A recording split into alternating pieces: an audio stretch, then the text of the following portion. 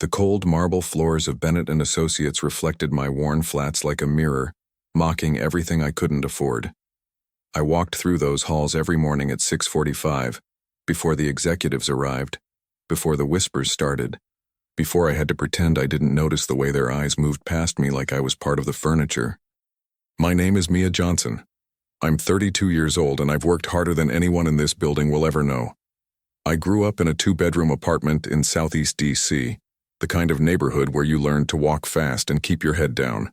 My mother cleaned houses for wealthy families in Georgetown, and she'd come home with her hands cracked and her spirit bruised, but she never complained. She taught me that dignity wasn't something anyone could give you or take away. It lived inside you, quiet and fierce, like a flame that refused to die. I put myself through community college working 3 jobs. I earned my degree in business administration while my classmates worried about spring break plans and sorority dues. I didn't have time for resentment. I had bills to pay and a future to build. Bennett and Associates hired me 5 years ago as an administrative assistant. I've been promoted twice, but never to where I deserve to be. I'm now a junior project coordinator, which sounds impressive until you realize I do the work of a senior manager while earning half the salary. The white women who started after me have already climbed past, their mediocrity rewarded with opportunities I had to fight for and still didn't receive. But I stayed. I stayed because I believed that excellence would eventually speak louder than prejudice. I stayed because my mother didn't raise a quitter. That Tuesday morning began like any other. I arrived early to prepare the quarterly report that Charlotte Mitchell would present to the board. Charlotte was my supervisor, a woman whose smile never reached her eyes and whose compliments always carried a sting. She had a habit of forgetting my contributions and remembering my mistakes. "Mia, sweetheart," she said when she breezed in at 9, her designer bag swinging from her arm. "I hope those projections are ready. The board meeting is at 2, and I cannot afford any errors." "They've been on your desk since Friday," I said calmly. She laughed, that tinkling sound that made my jaw tighten. "Oh, I must have missed them. You know how these things get buried." I knew. I knew because I'd sent her 3 reminder emails. Each one ignored, each one documentation I kept in a folder I never spoke about. The morning passed in a blur of spreadsheets and phone calls. I ate lunch at my desk, a sandwich I'd made at home because the cafeteria prices had gone up again. Around me, my colleagues chatted about weekend plans and expensive restaurants. A world I observed but never entered. At 1:30, something unusual happened. William Bennett walked through our floor. I'd seen him before, of course. Everyone knew the CEO's grandson, the heir apparent to the family empire. He was 40 years old, tall with dark hair graying at the temples, and he carried himself with the quiet confidence of someone who'd never had to prove his worth to anyone. The gossip columns loved him. The business magazines featured him. The women in the office whispered about him like he was a movie star rather than their employer. He never came to the 4th floor. We were support staff, invisible cogs in the machine he was destined to inherit. Yet there he was, walking past rows of cubicles, his eyes scanning the room like he was looking for something. Our eyes met. I looked away immediately, focusing on my computer screen with an intensity that probably seemed strange. My heart was beating faster, and I didn't know why. Men like William Bennett didn't notice women like me. We existed in different universes, separated by more than wealth. There was race, class, history, a canyon so wide it might as well have been an ocean. "Excuse me." His voice was closer than I expected. I looked up to find him standing at the edge of my cubicle, his expression curious rather than dismissive. "Yes, sir? Are you Mia Johnson?" The question startled me. How did he know my name? "Yes, sir." He nodded slowly, his gaze thoughtful. "I've been reviewing the quarterly projections, the analysis on the Henderson account. That was your work, wasn't it?" My mouth went dry. Charlotte had presented that analysis to the board last quarter. She'd taken full credit, as always, and I'd said nothing because saying something would have made me the angry black woman causing trouble. "I contributed to the team effort," I said carefully. Something flickered in his eyes. "I see." He stood there for a moment longer, and I felt exposed under his scrutiny. like he was seeing past the careful neutrality I'd spent years perfecting. "Thank you for your time, Ms. Johnson." He walked away, and I tried to breathe normally while my mind raced with questions I couldn't answer. The board meeting that afternoon went exactly as expected. Charlotte presented the quarterly report as if she'd created it herself, accepting praise with practiced humility. I watched from my desk through the glass walls of the conference room, my face carefully blank. When the meeting ended, I saw William Bennett speaking with his grandfather, the legendary James Bennett, whose portrait hung in the lobby like a reminder of who really owned our labor. They seemed to be disagreeing about something. The older man's face was stern, while William's jaw was tight with barely contained frustration. I turned back to my work. Their family drama was none of my business. But the next morning, William Bennett was back on the 4th floor. "Ms. Johnson, do you have a moment?" I followed him to a small conference room, my confusion growing with each step. He closed the door behind us and gestured for me to sit. "I'll stand, sir, if that's all right." A faint smile crossed his face. "As you wish. I wanted to discuss a proposal with you. We're launching a new initiative, sustainable business practices across all our subsidiaries. It's a major undertaking, and I need someone who understands both the details and the bigger picture." "That sounds like a senior management position," I said slowly. "It is. I'm offering it to you." The words didn't make sense. Things like this didn't happen to people like me. There had to be a catch. A hidden agenda, something I wasn't seeing. "Mr. Bennett, with all due respect, you don't know me. You don't know my qualifications, my background. I know that you've been doing Charlotte Mitchell's job for 3 years while she takes credit for your work. I know that you graduated top of your class at Howard after transferring from community college. I know that every project you've touched has exceeded expectations, and I know that you've been passed over for promotion 4 times because the people making those decisions couldn't see past their own biases." I stared at him, speechless. "I also know," he continued, his voice softer now, "that you're probably wondering what I want in return. The answer is nothing. I want competence. I want someone who cares about doing good work, not about playing politics. Everything I've learned about you suggests you're that person." My throat was tight. "People will talk. People always talk. Let them." I should have said no. I should have recognized the danger of accepting anything from a man like him, the way it would paint a target on my back.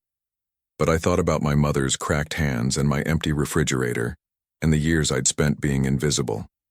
"I'll need to review the project parameters before I give you an answer." His smile was small but genuine. "I would expect nothing less. My assistant will send you the details." He left, and I sat down in the chair I'd refused earlier because my legs wouldn't hold me anymore. The backlash began immediately. Charlotte cornered me in the break room the next day, her voice syrupy with false concern. "Mia, honey, I heard the strangest rumor. Something about Mr. Bennett offering you a position on his new project?" "He did." Her smile froze. "Well, that's unexpected. You know, these things can be complicated. People might get the wrong impression about why you were chosen." "What impression would that be?" She leaned closer, lowering her voice. "You know how it looks.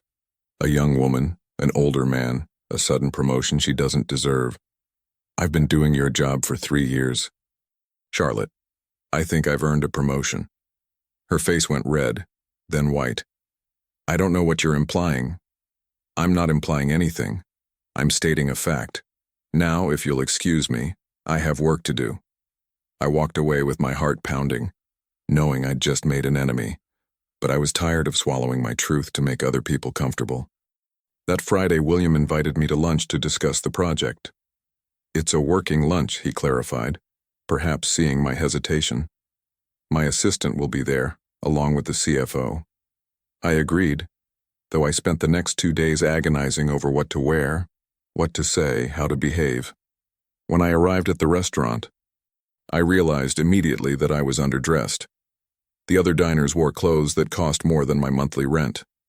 The waiter looked at me with barely concealed disdain until William stood to greet me. "Ms. Johnson, I'm glad you could join us." The waiter's attitude changed instantly. It was a small thing, but it burned. We discussed the project over food I pretended to enjoy despite my nerves. William's assistant, a pleasant woman named Sophia, took notes while the CFO, Benjamin Harris, asked pointed questions about my vision for the initiative. "You've clearly done your research," Benjamin said at the end, his tone grudgingly respectful. "I'll admit I had my doubts when William proposed this, but you know your stuff." "Thank you, sir." After lunch, William walked me to my car. "You did well in there." I felt like I was on trial. "You were," he admitted. Benjamin needed to see for himself that I wasn't making a mistake. "And your grandfather?" His expression darkened. "My grandfather has opinions about everything. Most of them are 40 years out of date." I understood what he wasn't saying. James Bennett was old money, old values, old prejudices. Whatever William saw in me, his grandfather would see something else entirely. "Thank you for the opportunity, Mr. Bennett. I won't let you down." "William," he said. "When we're not in the office, call me William." I hesitated. "I don't think that's appropriate." "Probably not," he agreed. "But I'd like it anyway." I drove home with my hands shaking on the steering wheel, unsure whether I'd just been given a gift or handed a weapon that would destroy me. The first month of the Sustainability Initiative was a whirlwind of meetings, reports, and late nights. I threw myself into the work with everything I had, partly because I believed in the project, and partly because I needed to prove that William's faith in me wasn't misplaced. The whispers started almost immediately. I heard them in the bathroom, in the elevator, in the break room when people didn't realize I was within earshot. They wondered what I was doing to earn the CEO's attention. They speculated about closed-door meetings and working lunches.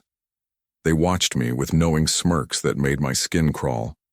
Charlotte was the worst, of course. She couldn't attack me directly anymore. My new position made me her equal on paper. But she waged a subtle campaign of sabotage that I was learning to anticipate. Documents disappeared from shared folders. Meetings were scheduled at times I'd already committed to other appointments.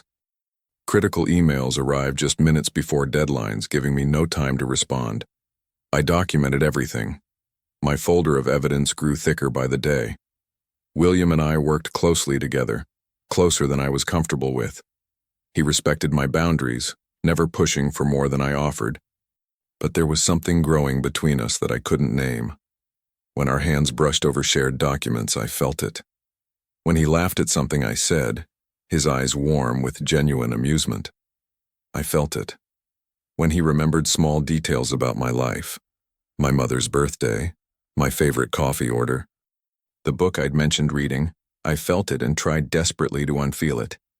"You're guarded," he observed one evening when we were working late. Everyone else had gone home. The office was quiet except for the hum of computers and the distant sound of traffic. "I have to be. With everyone or just with me?" I looked up from my laptop. He was watching me with that expression I'd come to know. Curious, patient, like he was waiting for me to trust him but wouldn't force it.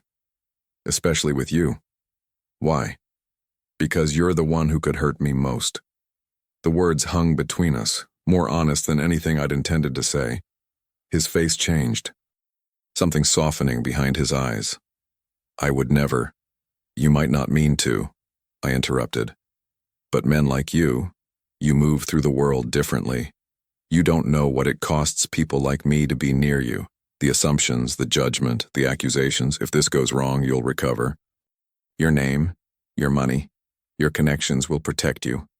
I have nothing but my reputation, and that's already being dragged through the mud."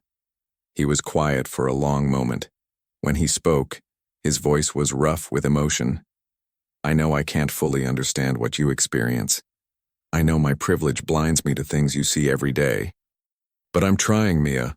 I'm trying to see you for who you are, not what the world wants to make you into." "And what do you see?" "Someone extraordinary. Someone brave and brilliant and tired of being overlooked. Someone He stopped, swallowed hard. "Someone I think about more than I should." My heart was racing. "William, I'm not asking for anything," he said quickly. "I just needed you to know. Whatever happens, whatever you decide, I needed you to know that what I feel is real. I should have shut it down. I should have transferred to another department, put distance between us, protected myself from what I knew was coming. But when he looked at me like that, like I was someone worth fighting for, I couldn't remember why I was supposed to say no. "This is dangerous," I whispered. "I know. People will use it against us, against me. I know that too. Your family will never accept it." His jaw tightened.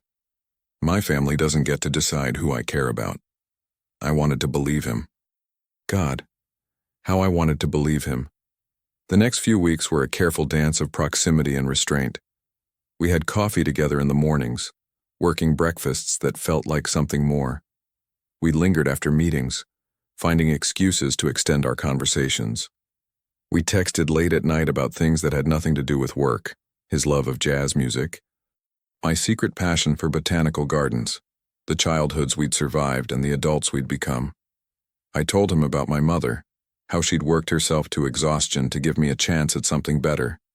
He told me about his father, who died when he was 15, and his grandfather, who'd raised him with expectations that felt more like chains. "He wants me to marry Emma Whitmore," William confessed one night. "She's the daughter of our biggest investor. The merger would benefit both families." My stomach dropped. "And what do you want?" "I want to choose my own life. I want to matter for something other than my last name." He paused, his voice dropping. "I want you." We kissed for the first time that night, in his office with the city lights glittering below us. It was soft at first, hesitant, and then it wasn't. His hands cupped my face like I was precious, and I let myself believe, just for a moment, that this could be real. The next morning, Charlotte made her move. She walked into James Bennett's office with a folder full of accusations. I found out later what she'd told him, that I was using William to advance my career, that our relationship was inappropriate, that I was a distraction from his responsibilities. She painted me as a scheming opportunist, a woman using her body to climb the corporate ladder. James Bennett summoned me to his office that afternoon. The old man sat behind his mahogany desk like a king on a throne, his eyes cold as they swept over me. I recognized that look. I'd seen it my whole life, the assessment of worth based on nothing more than the color of my skin. "Ms. Johnson, please sit." I sat, keeping my back straight and my face neutral. "I understand you've been working closely with my grandson." "On the sustainability initiative, yes, sir." "Just on the initiative?" I met his gaze without flinching. "I don't know what you're implying, Mr. Bennett." "I'm implying nothing. I'm asking a direct question. Is your relationship with my grandson strictly professional?" The lie would have been easy. It would have protected me, bought me time. But I was tired of lying to survive. My relationship with your grandson began professionally. It has become more complicated. His face didn't change, but something shifted in the air.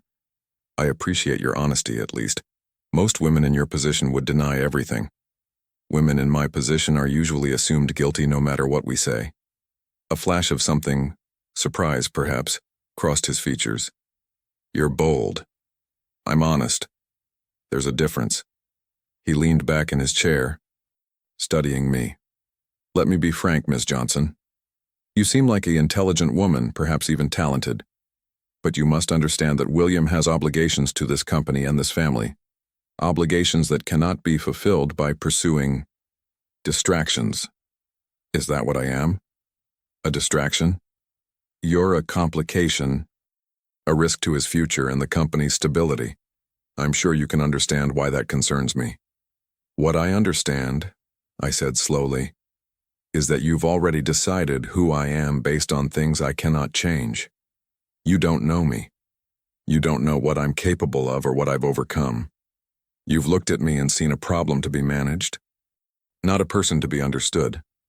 You're young. I'm 32. I've been working since I was 14. I've earned everything I have through effort, not connections or inheritance.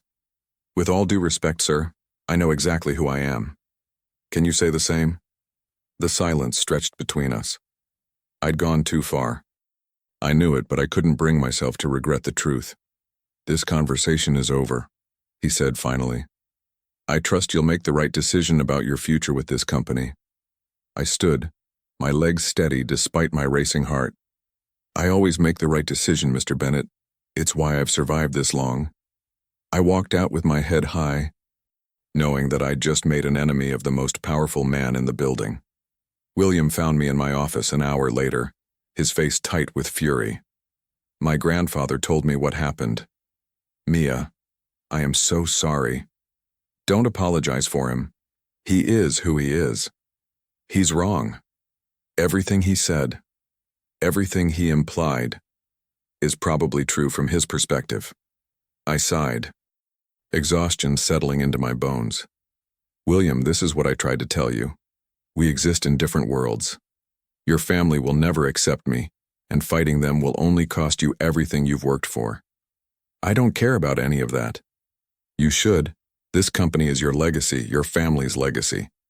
He took my hands, his grip firm and warm. You're more important than any of that, don't you understand? I've spent my whole life being told what to want, who to be, how to succeed. You're the first person who's ever seen me, really seen me. I'm not giving that up. Even if it destroys you? Even then. I wanted to argue. I wanted to push him away for his own protection. But when he pulled me close, I let myself be held, just for a moment, by someone who thought I was worth destroying his world for. The next 2 weeks were a battlefield. Charlotte escalated her campaign, spreading rumors that reached every corner of the company. I heard variations everywhere, that I was sleeping my way to the top, that I was blackmailing William, that I had secret plans to sue for harassment. Each version was worse than the last, and each one chipped away at the reputation I'd spent years building. My colleagues stopped talking when I walked by.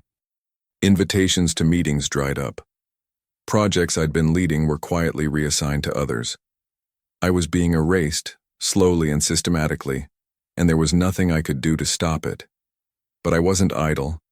My folder of evidence had become a weapon, and I was learning how to use it.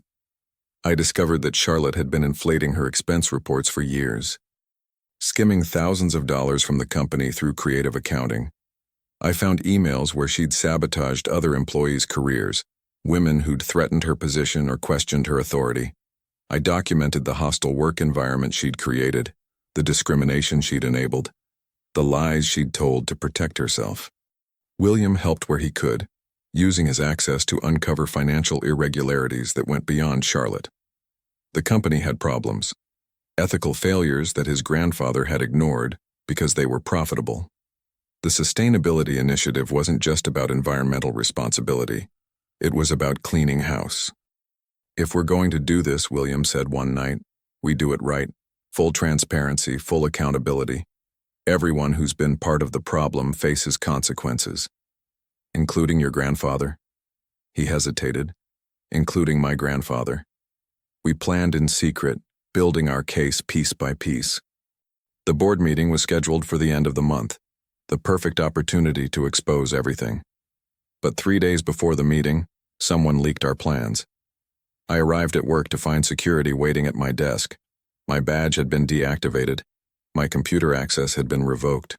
A termination letter sat on my keyboard, citing insubordination and conduct unbecoming of a Bennett & Associates employee. Charlotte stood nearby, her smile barely concealing her triumph. I'm so sorry, Mia, she said, her voice dripping with false sympathy. I tried to warn you about getting too ambitious. Some people just aren't meant for certain positions. I looked at her. This woman who'd stolen my work and my dignity, who'd lied and cheated and destroyed anyone who threatened her, and I felt something settle inside me. You think you've won, I said quietly, but you have no idea what's coming. Her smile faltered, just for a moment. Then security escorted me from the building. And the last thing I saw was William fighting with his grandfather in the lobby, his voice raised in a fury I'd never heard before. The battle wasn't over. It was just beginning. The 3 days between my termination and the board meeting were the longest of my life. I sat in my small apartment, surrounded by years of documentation, and I planned. Every email I'd saved, every expense report I'd flagged, every incident I'd recorded. It all came together into a narrative of systemic failure and individual corruption. I wasn't just building a case against Charlotte. I was exposing a culture that had allowed her to thrive while crushing everyone in her path. William called every hour, his voice strained with worry and anger. His grandfather had threatened to disinherit him if he didn't cut ties with me. The board was divided, some members loyal to James Bennett's old guard and others hungry for change. Everything hinged on the upcoming meeting. "I've arranged for you to address the board," William said. "My grandfather doesn't know. He thinks you're gone for good, that the termination will stick, but I have allies. Sophia, Benjamin, others who are tired of the way things have been done. We get you into that room, you present your evidence, and we let the truth speak for itself. And if they don't believe me, they will. The evidence is irrefutable. Evidence can be ignored when it's inconvenient. I've seen it happen 100 times. Not this time," he said firmly. "Not if I have anything to say about it." I wanted to believe him. I wanted to trust that justice was possible, that my voice would be heard, that everything I'd sacrificed meant something. But I'd spent 32 years learning that the system wasn't built for people like me. "Why are you doing this?" I asked, the question I'd been afraid to voice. "You're risking everything, your position, your inheritance, your relationship with your family. Why?" The silence stretched between us. When he spoke, his voice was rough with emotion. "Because I love you." The words hit me like a physical force. I sank onto my couch, the phone pressed to my ear, tears burning my eyes. "William, I know it's complicated. I know we come from different worlds, and I know there are 1,000 reasons why this shouldn't work.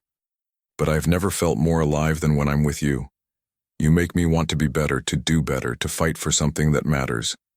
If that's not love, I don't know what is." "I love you too," I whispered, the truth I'd been denying for weeks. "I've tried so hard not to, but I do." "Then let's fight." "Then, together. Whatever happens, we face it together." The board meeting was scheduled for 3 o'clock on Friday afternoon. At 2:45, I walked into Bennett & Associates for the last time. Security tried to stop me at the door, but Sophia was waiting. She'd arranged for a temporary visitor badge, claiming I was there to return company property. We moved quickly through the lobby, avoiding the main elevators in favor of a service entrance that led directly to the executive floor. Charlotte spotted me first. "What is she doing here?" Her voice was shrill, carrying across the marble corridor. "Security." "Ms. Johnson is my guest," William said, stepping forward. "She has information that's relevant to today's proceedings."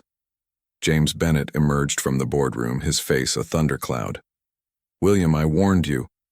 You warned me to choose between my family and my conscience. I've made my choice." The tension in the room was suffocating. Board members watched from the doorway, their expressions ranging from curiosity to concern. Charlotte had gone pale, her eyes darting between me and her carefully constructed allies. "This is highly irregular," one of the board members, a man named Oliver Hayes, said. "If Ms. Johnson has been terminated, she has no standing to address this board." "She has standing if the termination was wrongful," Benjamin countered. "And based on what I've seen, there are serious questions about the circumstances." "What questions?" James demanded. "She was terminated for exposing corruption," I interrupted. "For documenting years of financial fraud, workplace discrimination, and systematic sabotage. For refusing to stay silent while people in positions of power abused that power for personal gain." The room went quiet. I stepped forward, holding up the folder that contained everything. My evidence, my truth, my weapon. "Charlotte Mitchell has been stealing from this company for over 5 years. I have the receipts, the altered expense reports, the emails where she coordinated with vendors to inflate costs and pocket the difference. I have documentation of at least 7 employees whose careers she destroyed through false accusations and manufactured evidence. All because they threatened her position or refused to play her games." Charlotte's face had gone from pale to ashen. "That's a lie. I also have emails," I continued, "where Charlotte discusses her plans to discredit me. She refers to me using language I won't repeat in this room, but it makes very clear that her hostility was based on race, not performance. She saw me as a threat not because I was incompetent, but because I was good. Too good to be ignored. Too good to keep in my place. I handed the folder to Benjamin, who began distributing copies to the board members. As they flipped through the pages, I saw their expressions shift from skepticism to shock to disgust. "This is fabricated," Charlotte insisted, her voice rising. "She's obviously manipulated these documents." "The documents have timestamps and metadata that prove their authenticity," Sophia interjected. "I've had our IT department verify everything. It's real."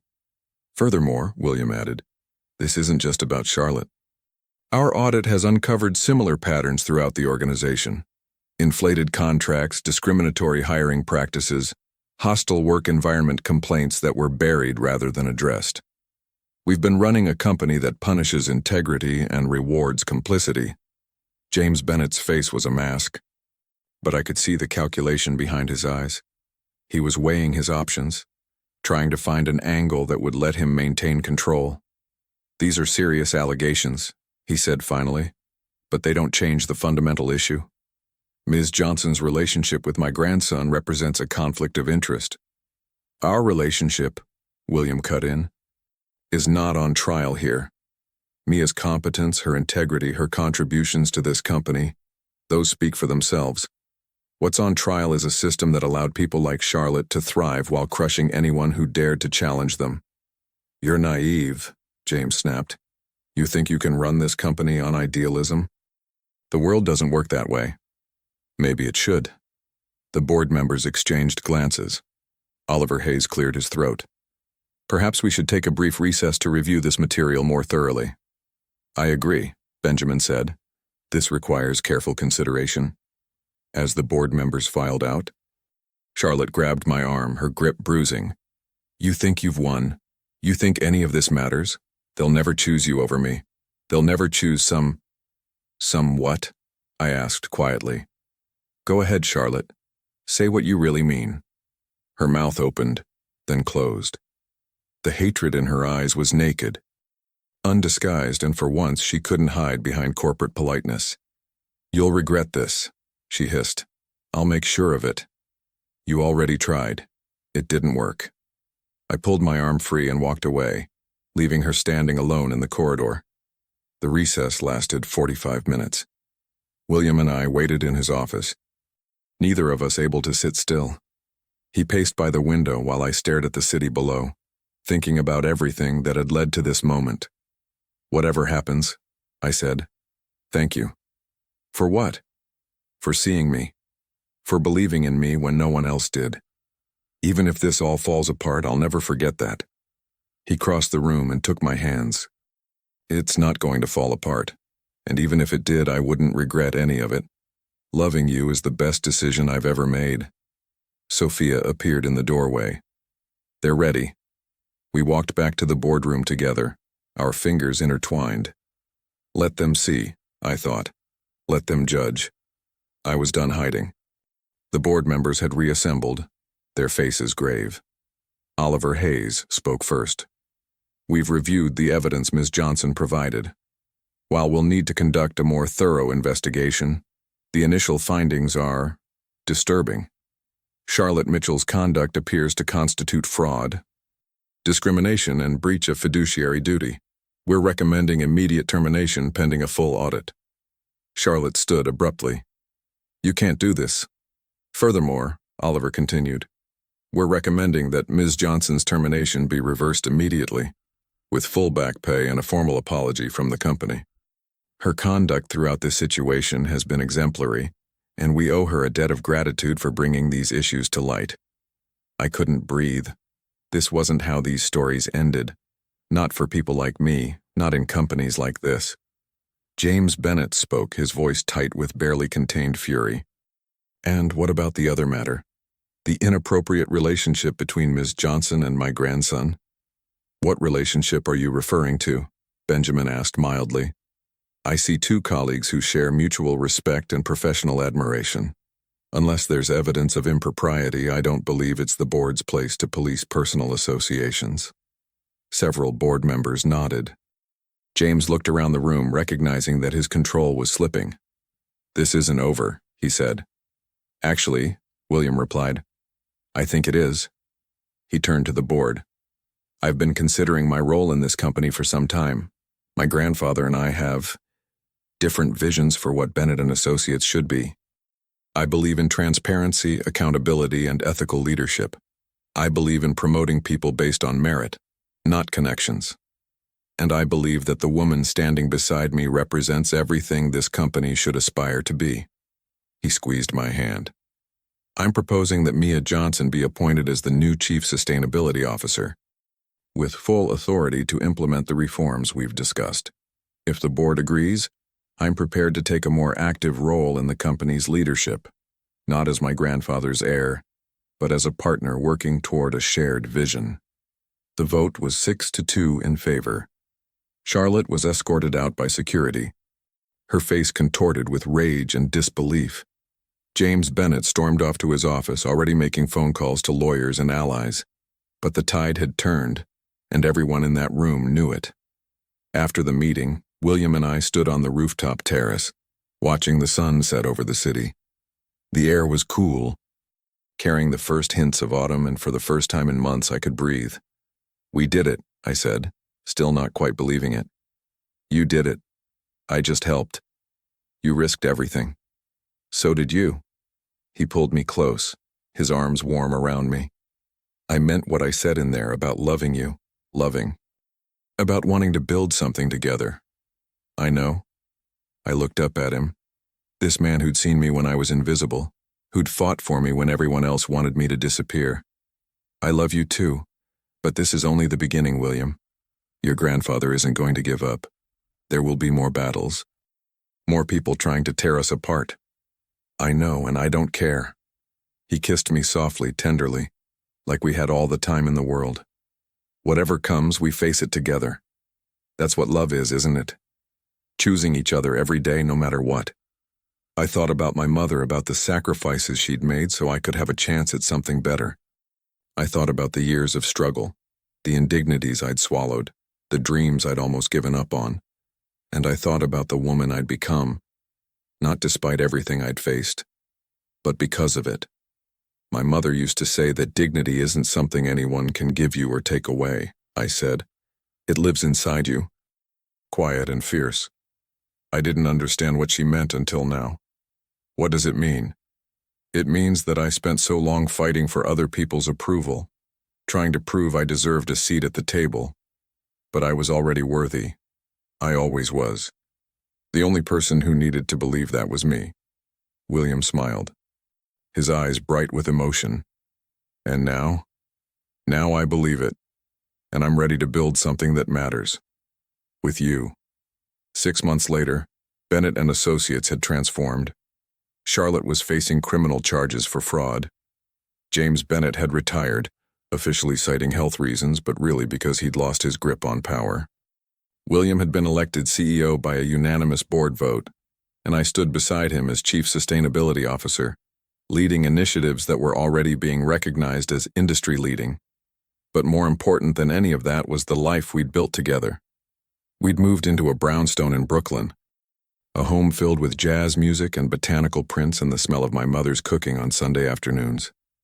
She'd cried when she met William, not because he was rich or powerful, but because he looked at her daughter like she was the center of his universe.